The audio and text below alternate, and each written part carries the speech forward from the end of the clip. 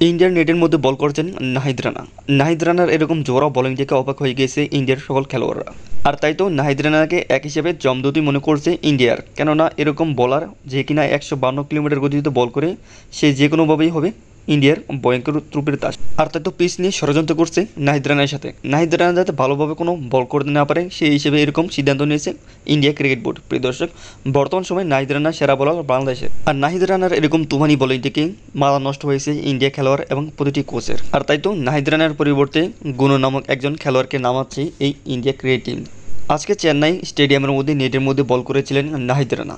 তুফানি bowling, তার তুফানি bowling থেকে অবাক হয়ে গেছে ইন্ডিয়ার সকল খেলোয়াড় এবং বোলাররা পর্যন্ত। তাই তো দিশেহারা হয়ে গিয়েছে। যেখানে দেখা গিয়েছিল নাহিদ রানা বল করছে একবারে বিদ্যুতের গতিতেই, ডাইরেক্ট সেই বলের স্পিড বাড়িয়ে দেয় সেই ব্যাটসম্যানের সামনে। একটু বড় কোনো মতন সেই শটটি ফিরান সেই ব্যাটসম্যান। আর ক্যামেরার মধ্যে ধরা পড়ে সেই কোচটি নাহিদ রানার দিকে একবার হ করে তাকিয়েছে। তো শুভকামনা রইল নাহিদ রানার জন্য ভারত বনাম বাংলাদেশ টেস্ট ম্যাচের মধ্যে। এই চ্যানেলে আপনারা নতুন হলে প্লিজ এই চ্যানেলটি সাবস্ক্রাইব করে আমার পাশে থাকবেন। সবাই ভালো থাকবেন, সুস্থ থাকবেন।